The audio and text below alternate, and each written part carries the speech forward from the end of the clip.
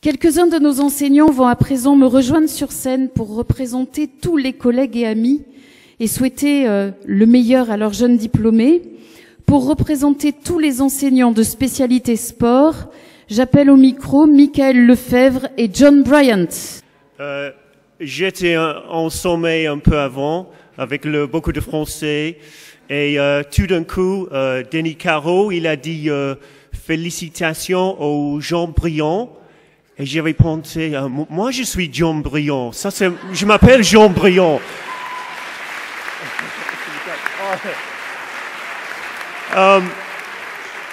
Marie, I'd say godfathers, godmothers, godparents of the year in English. I'm going to speak in English because that is my job, to speak in English. I graduated in June 1992 from journalism school, and I started my first job in July 1992 at the Barcelona Olympics. So I had a dream. I had a dream to work at the Barcelona Olympics, but unfortunately I achieved my dream 1 month after graduating. And so my dream was over. I'd finished my dream. So I had to kind of think of another dream. What do I want to do now? And I think hopefully some of you may produce something. I'm talking to the J3 Sport, something about the Rio Olympics, which in a way would be 6 Olympics after I graduated in June, like you are doing now. But you have to think, how do I achieve my dream? How do I achieve my dream? And you have to do it in steps, just little steps. Now, none of you are going to be the football correspondent of Le Figaro next week. So you have to think, how do I achieve my dream? Just the little steps. And you never know what the steps are going to be. That's the problem. You never know what steps to take. Did Claudio Ranieri think that Leicester City would be the Premiership champions? Well, no, he didn't. A team of criminals, journeymen, has-beens, and one French guy, they managed to win the Premiership. But that was his dream. It was a little step that he knew the team would achieve, but it was a dream. Now, a few weeks ago, I was writing an article about Cannes, and I interviewed the owner of a restaurant called Aux Bons Enfants. It's one of the best restaurants in Cannes. And so I said, Monsieur, parlez-moi un peu de l'origine du restaurant. I said that in French. And il a répondu, ah bon, c'est très intéressant. C'était mon grand-père qui a inauguré le restaurant. Mais quand il avait 17 ans, il n'y avait pas beaucoup de travail. Donc il a trouvé un poste comme un garçon de café dans un grand bateau. Et il était super content parce qu'il avait trouvé un travail. Mais malheureusement, le même soir, il est parti avec ses copains et ils ont bu beaucoup d'alcool, beaucoup de vin. Et quand il se réveille le lendemain, le train pour aller pour le bateau est déjà parti.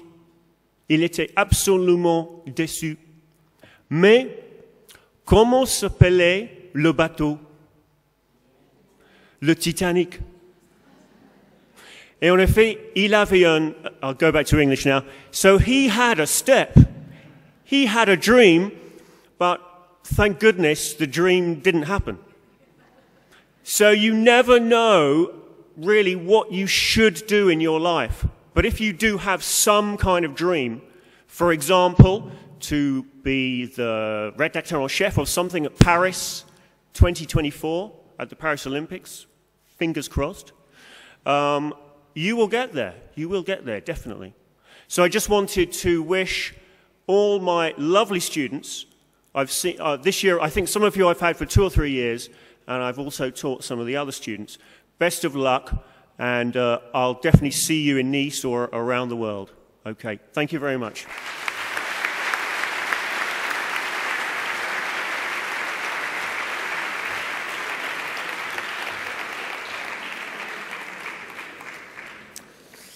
Je vais donc juste me contenter de traduire ce que vient de dire John, en fait, tout simplement, son discours, parce que voilà, j'ai vu des gens dans la salle, c'est un petit peu les... Non, moi je vais vous parler de mes dernières 48 heures. Alors non pas que j'aime raconter ma vie, parce que bon, c'est pas trop le cas, mais ça va juste vous donner une petite idée de ce que vous attend, ce métier de journaliste. Alors je suis donc en vacances pour 2 semaines, depuis dimanche, après avoir couvert pour l'équipe 21 et RTL une saison de foot qui a commencé pour moi au mois de juillet et qui n'a pas été de tout repos, puisque comme vous le savez, Monaco et Nice se sont classés 3e et 4e de Ligue 1. Je suis donc en vacances ce jeudi, quand, vers 18h, mon téléphone sonne. J'étais tranquillement en train de jouer avec mon fils de 3 ans. C'est du boulot aussi de jouer avec un fils de 3 ans, mais je réponds quand même à l'appel d'un de mes collègues de RTL à Paris. Je décroche et j'entends « Salut Mika, t'as vu Ginola ?» Stupeur, évidemment. J'ai pas consulté les dernières informations depuis au moins une demi-heure parce que, évidemment, je jouais avec mon fils. Je suis au courant de rien. Je comprends tout de suite que quelque chose de grave s'est passé pour David Ginola, en espérant évidemment que ça ne soit pas la plus dramatique des issues. Il faut dire que pour moi, Ginola représente beaucoup de choses, puisque outre le fait que je le connaisse un petit peu, quand j'étais gamin, c'était mon idole. J'avais des posters dans ma chambre de David Ginola. J'ai fréquenté le même lycée ici à Nice, le lycée du Parc Impérial. J'avais les mêmes professeurs, le même prof de sport, le même prof de foot. Alors bon, il n'a pas appris les mêmes choses aux deux. Certains le savent ici. Et bien sûr, son style de jeu, son talent, son arrogance faisait de lui parfois une véritable star. C'est pour cela que j'adorais David Ginola. C'était mon joueur préféré, ça reste mon joueur préféré. Bref, en vacances ou pas, en train de jouer avec mon fils ou pas, il faut que je parte illico pour Monaco, et où il est hospitalisé pour un malaise cardiaque, vous le savez. Évidemment, on dispose de très peu d'informations à ce moment-là, mais en plus de celles qui nous parviennent, elles sont assez contradictoires. Un message sur son compte Twitter personnel parle juste d'un coup de chaud, mais le silence, dans un premier temps, de certains de ses proches indique que c'est peut-être un peu plus grave. Difficile donc de faire le tri dans tout ça, d'autant plus que la famille ne communique pas et les médecins monégasques pas encore. À qui se fier donc? Aux tweets ou aux infos alarmantes? Dans un premier temps, aux tweets, puisque c'est la seule info officielle. Comme mes camarades sur place, je fais donc un papier depuis Monaco pour le journal de 22 heures en parlant de nouvelles plutôt rassurantes, et à peu près le même pour le lendemain, surtout que sa femme est partie vers 21h. Elle a quitté l'hôpital vers 21h, donc on se dit, bon, bah, si elle part de l'hôpital, c'est que ça va. Sinon, elle serait restée à son chevet. Je rentre chez moi, j'ai du mal à dormir, car je me dis évidemment que RTL peut m'appeler à tout moment si la situation se dégrade, et bien évidemment, c'est ce qui se passe. À 6h30, le téléphone sonne, et là, il n'est plus question de petits coups de chaud, mais bel et bien d'un malaise cardiaque, beaucoup plus grave. Le temps de recouper 2-3 informations, et hop, me voilà en direct dans le journal de 8h. Rebelote à 12h30, avec cette fois le témoignage d'un journaliste qui était sur place et qui indique ce qui s'est vraiment passé, et c'était très grave. Dans l'après-midi, on apprend enfin ce qui s'est vraiment produit. Ginola a vraiment failli mourir. Il a subi un quadruple pontage coronarien, vous le savez, mais il est maintenant hors de danger. Le chirurgien qui l'a opéré fait une conférence de presse vers 16h30. Il faut que je sois en direct à 18h. Voilà qui achèvera 24 heures assez denses, où j'ai vécu tout ce que peut vivre un journaliste en si peu de temps. Le moment de détente, l'émotion, l'empathie, le branle-bas de combat, l'urgence, la recherche d'infos, le tri dans ces infos, la méfiance face aux réseaux sociaux, la nuit quasi blanche, le stress, beaucoup de stress, et enfin le petit moment de répit avant d'autres aventures. Vous le savez, on vous l'a beaucoup répété, quand on est journaliste, on l'est 24 heures sur 24, 7 jours sur 7 et 365 jours par an, vacances ou pas vacances. Eh bien, je vous souhaite de vivre beaucoup de journées comme celle-là dans votre futur métier de journaliste. Bon courage à tous.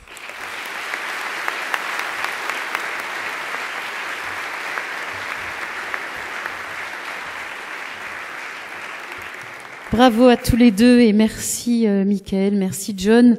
Pour représenter tous les enseignants de spécialisation information générale, j'appelle Pierre-Louis Castelli et Pierre Desvoluy, professeurs de Média Réel Radio.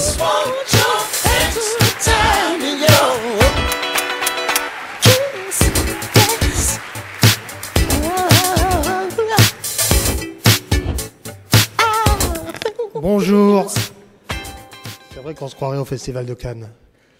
Alors Marine ne vous l'a pas dit, c'est une coquine. Et si vos parents avaient l'intention de partir à 18h, vous êtes mal barrés. Parce qu'il y a encore une épreuve de médias réels. Eh oui, je sais. Alors il y a plusieurs sujets, hein, je vous rassure. Hein. Demain, il y a les législatives partielles à Nice et dans l'arrière-pays. Est-ce que le Front National va faire aussi bien qu'au régional? Premier sujet. Vous avez toujours 1 heure pour les faire, hein, rassurez-vous. Hein. Deuxième sujet. Est-ce que les stations-service des Alpes-Maritimes auront de l'essence lundi matin?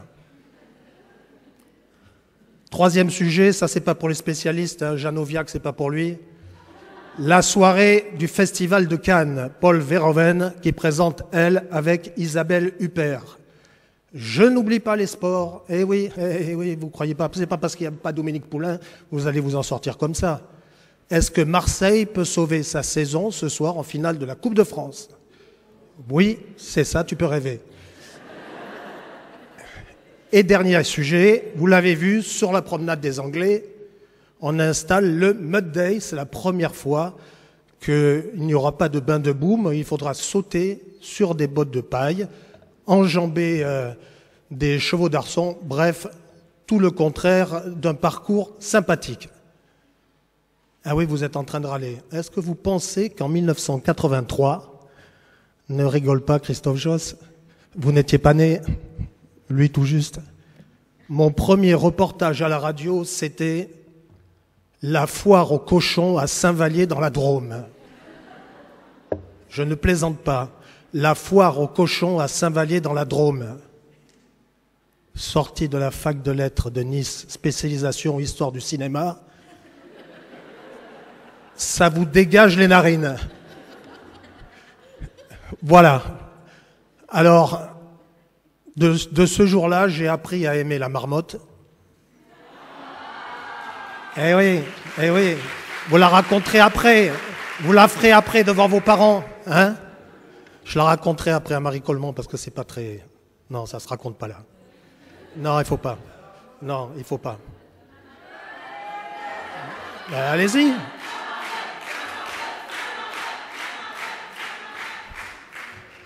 Confirmation, c'est vraiment des branleurs. Mais c'est pour ça qu'ils vont réussir. Hein.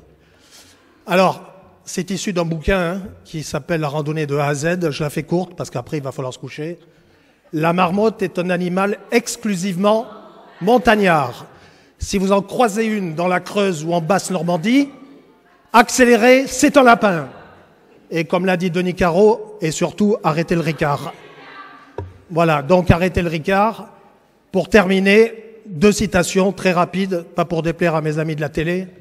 La première d'un chansonnier qui s'appelait Pierre-Jean Vaillard, il sévissait sur les antennes de radio et il disait « La télé, c'est génial, j'adore, mais quand on ferme les yeux, la radio, c'est presque mieux. » Et la deuxième d'Orson Welles qui disait « La radio, c'est plus beau que le cinéma parce que l'écran est plus large. » Je la souhaite bonne.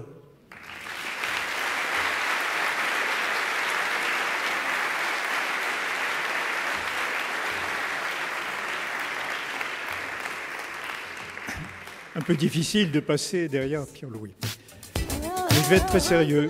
Nous pratiquons un métier à risque. Pas plus tard que tout à l'heure, j'ai été interpellé par un petit groupe d'individus. Je pourrais les reconnaître parce qu'ils sont dans la salle.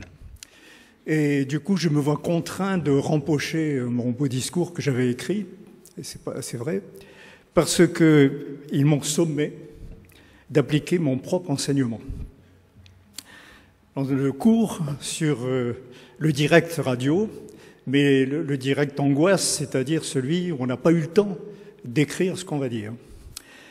Alors j'ai eu l'imprudence, c'est vrai, de vous faire ce cours l'année passée, où je vous avais dit, si ça vous arrive, pas de panique, je vais vous donner une trousse d'urgence, une méthode en 3 parties qui peut vous tirer d'affaire. Ben, c'est le cas aujourd'hui, il faut que je me débrouille avec ça. Alors la trousse d'urgence, c'est très simple, c'est premier point, pour accrocher l'attention de votre auditoire, vous délivrez le message essentiel. Le message essentiel, c'est ce qu'il y a de plus important. Ça doit être court, précis. Deuxième partie, vous donnez le contexte, c'est-à-dire comment on en est arrivé là. Troisième et dernière partie, vous mettez tout ça en perspective et vous aurez le futur. Alors on va voir si ça fonctionne. Message essentiel, ça va mieux. Pour 71 étudiants de l'EDJ qui, cet après-midi, deviennent des journalistes. Pas mal, non? Le deuxième point, c'est le contexte.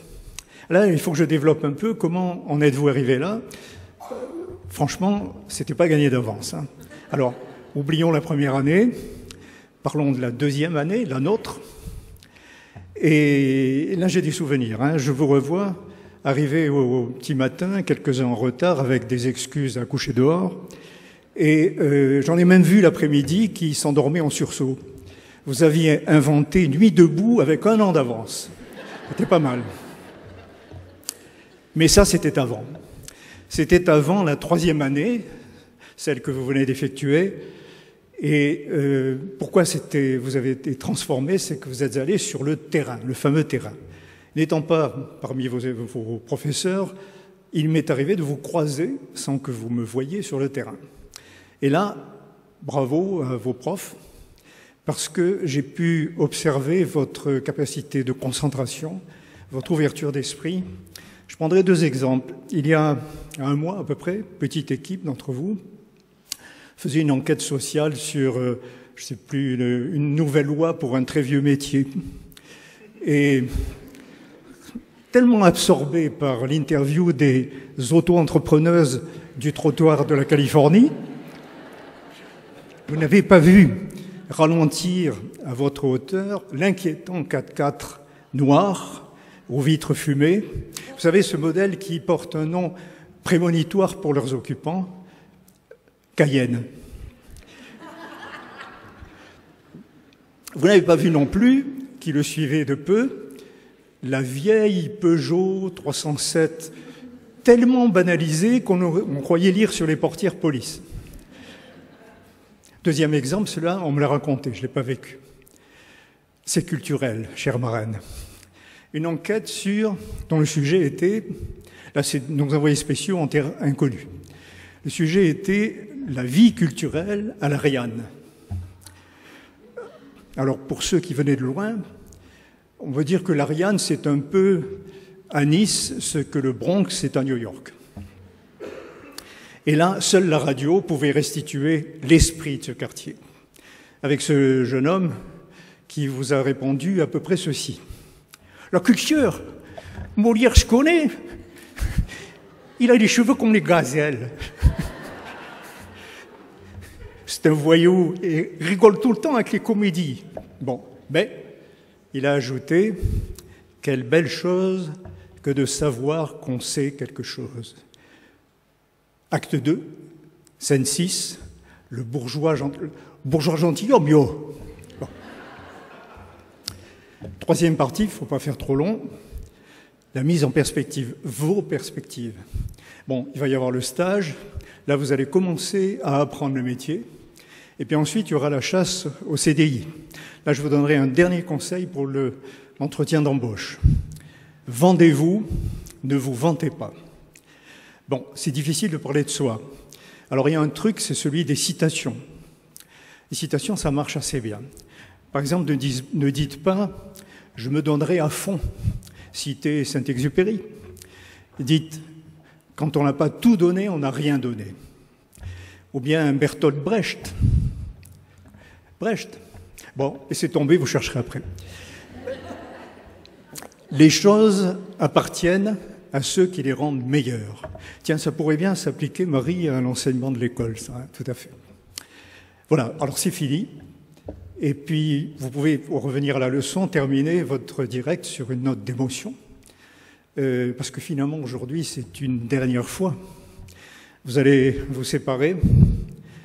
Vous allez partir pour la grande balade de la vie.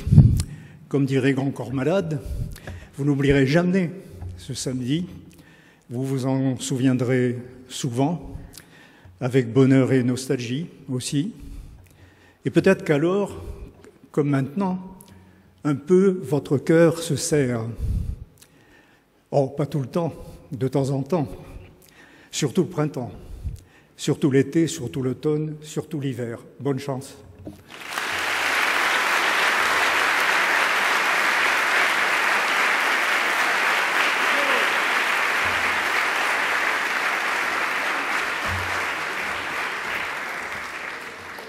Quand je vous disais qu'on a des profs champions du monde, je crois que vous en avez la preuve aujourd'hui.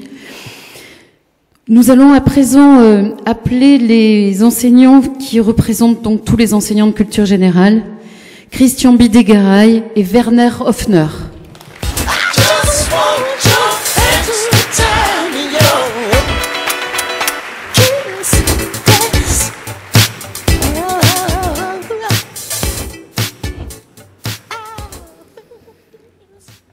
Cusque tandem abutere Bidegaraï patientia nostra. Jusque à quand, Bidegaraï, abuseras-tu de notre patience? C'est ce que pensent tous mes étudiants qui lisent Cicéron dans le texte tous les soirs, et peut-être ce que pense notre chère directrice, quand est-ce qu'il va s'arrêter?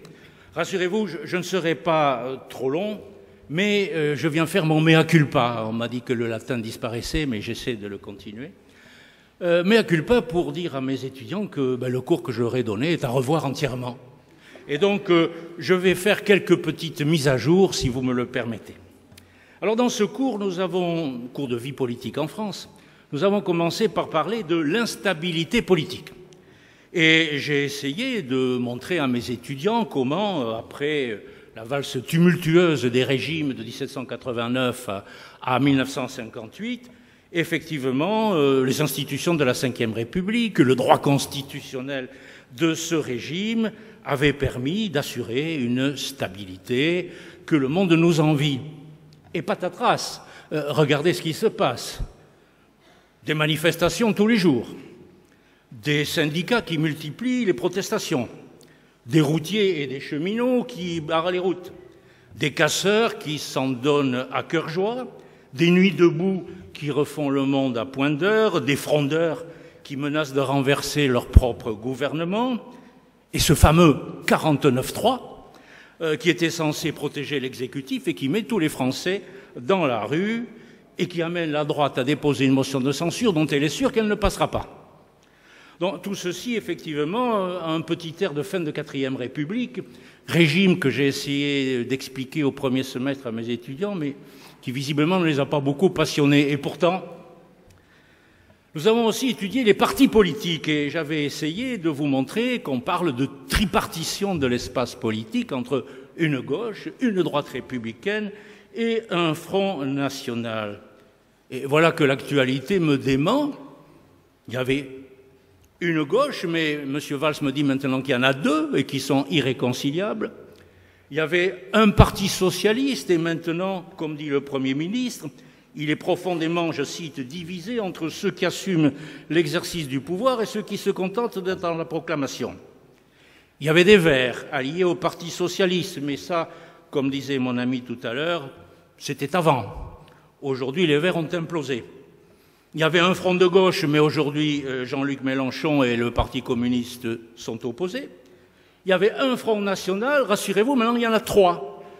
Un front national mariniste, un front national jean-mariste et un front national Marion-maréchaliste.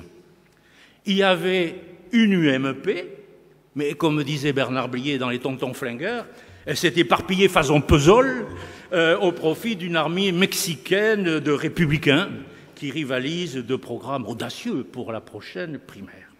Que dire devant ce champ de ruines? Mon cours est à plat.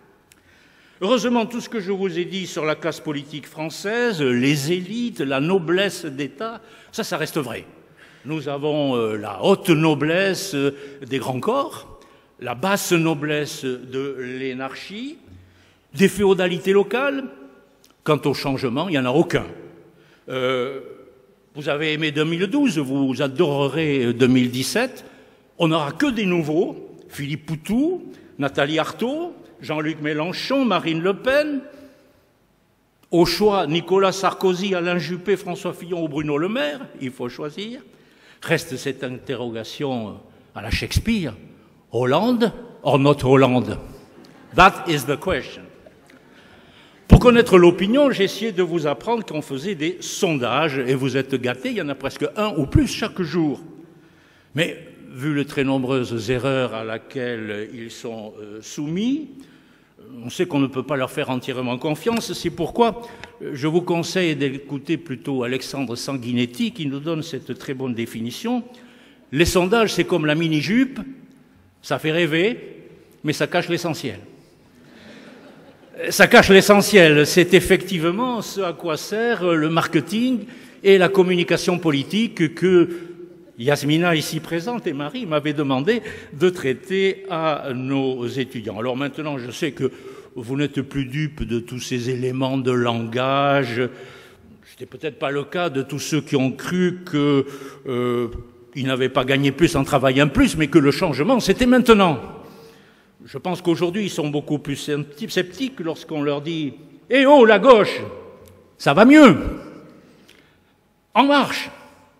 Un seul mandat, un seul président. Cassons la baraque. On ne recule pas.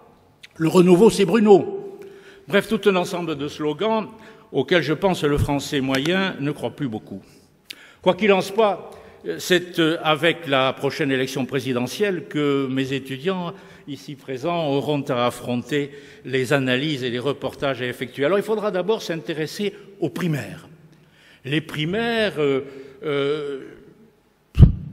quand on voit le succès de Donald Trump, on peut avoir quelques doutes sur leur efficacité démocratique, mais la primaire ouverte aujourd'hui, c'est ce qu'il y a de mieux, c'est le dernier cri. Il n'y a pas un parti qui ne veuille en faire une, non, sauf le Front National.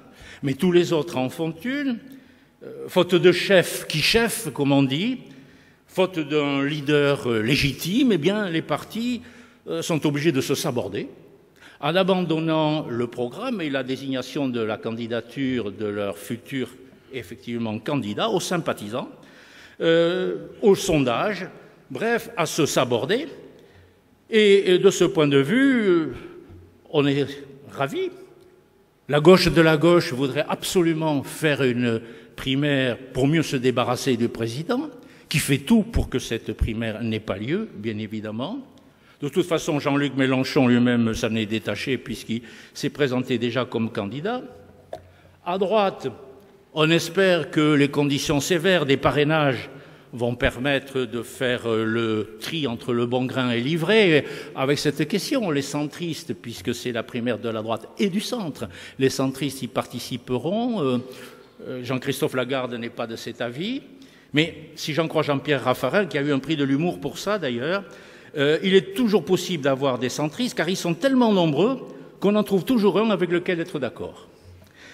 Reste un problème, est-ce que les programmes sévères de réduction de la dépense publique, de réduction des impôts, est-ce que ces programmes faits pour gagner la primaire des voix de droite suffiront à convaincre l'ensemble des Français et à obtenir ces fameux 50% fatidiques? Bref, c'est l'élection présidentielle qui tranchera. Et là, je crois que ce que nous avons vu sur les comportements politiques vous seront très utiles pour vos futurs reportages. Abstention. Abstention dans le jeu ou hors le jeu, je pense qu'on y assistera. Vote blanc ou vote nul, ils seront en progression, c'est à prévoir. Vote en faveur des partis extrêmes, Marine Le Pen vous attend. Vote de rejet des candidats, ni Hollande ni Sarkozy, on sera servi. Ou vote d'adhésion, pourquoi pas. Je termine en me demandant si cette élection, comme nous l'avons vu, va produire un renouveau du présidentialisme, cet horrible hyper-présidentialisme à la Sarko, ou, comme je le redoute, un remake du président normal, paralysé par des partis politiques déliquescents, des syndicats en perte de vitesse, un peuple hostile à tout changement du statu quo. J'hésite à me prononcer, mais je ne doute pas que dans votre carrière de futur journaliste, vous saurez vous détacher de ces enseignements magistraux pervers pour produire des analyses personnelles et de brillantes chroniques politiques. Je conclurai en vous souhaitant à tous une belle et bonne carrière dans le métier qui vous attend, en vous rappelant cette jolie définition du journalisme d'Albert Londres. Je demeure convaincu qu'un journaliste n'est pas un enfant de chœur et que son rôle ne consiste pas à précéder les processions la main plongée dans une corbeille de pétales de rose. Notre métier n'est pas de faire plaisir, non plus de faire du tort, il est de porter la plume dans la plaie. Je vous remercie.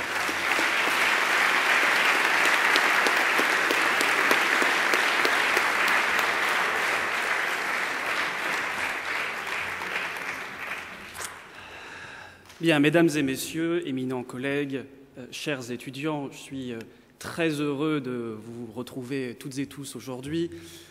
Le lieu en impose, les habits aussi, enfin, sauf ceux d'Ortega comme d'habitude, il fallait qu'il se distingue, mais ça, c'est son style personnel. Et donc, il est de bon ton dans les cérémonies de faire un discours qui impose. Ces cérémonies m'ennuient profondément, je suis désolé de le dire, j'ai les yeux rivés sur le cocktail depuis tout à l'heure. Je ne pense qu'à boire, là, tout de suite. Mais bon, il faut faire sérieux. Non, ces cérémonies sont toujours très prévisibles. Il y a toujours 3 grands types de discours. Le discours qui inspire, à la Steve Jobs. Vous allez changer le monde. Le discours pessimiste. Vous allez changer le monde après 10 années en CDD de 1 jour, 2 jours, les nécessaires règles de précarité, etc., etc. Puis après, il y a le discours cultivé. Mais comme à chaque fois que j'ai le plaisir d'intervenir ici, j'interviens après Christian, donc j'ai plus rien à dire, donc je passe pour un débile. Et comment je justifie, après, d'avoir délivré toutes ces subtilités sur le droit de la presse, le droit du sport, le droit, et ici, mets tout ce que tu veux à la fin, après. Alors j'ai quand même essayé de tenir mon rang. Donc je suis allé sur Google et j'ai regardé qu'est-ce qui s'est passé le 21 mai. C'est la journée mondiale des poissons migrateurs, aujourd'hui. Pas grave, on va chercher. Deuxième occurrence, c'est également la journée internationale, c'est vrai, hein, de la santé du pied. Alors moi, ce que je vous propose de faire ici, c'est un petit exercice de vérité. Je ne suis pas très fan de la cérémonie, un exercice de vérité. Je suis incroyablement soulagé de ne plus avoir à corriger vos copies. C'est là, immédiatement, c'est le seul truc que je ressens, immédiatement. Alors, je suis très content pour vous, hein, bien sûr, mais quel soulagement. Mes voisins ne m'entendront plus hurler pour les prochains mois. Ils ne me verront plus jeter des copies par les fenêtres. Et puis, puisqu'on est aussi dans le registre de la vérité, quelle progression et quelle fierté aussi. Parce que j'ai martyrisé chacune et chacun d'entre vous ici depuis la première année. J'ai cet immense privilège d'avoir enseigné depuis le premier jour, que vous nous ayez rejoints en première année ou en deuxième année. Eh bien, je le confesse, là aussi, puisque le filtre social est tombé, je ne donnais pas cher de votre peau pour un certain nombre d'entre vous. Et je m'adresse ici à la promotion des J3 Sports. Waouh! Chers amis, je ne peux pas me mettre à genoux immédiatement, ce serait déplacé. Mais quelle fierté ici de vous voir assis, diplômés, avec la vie et la mer comme seul horizon. Merci, mes félicitations.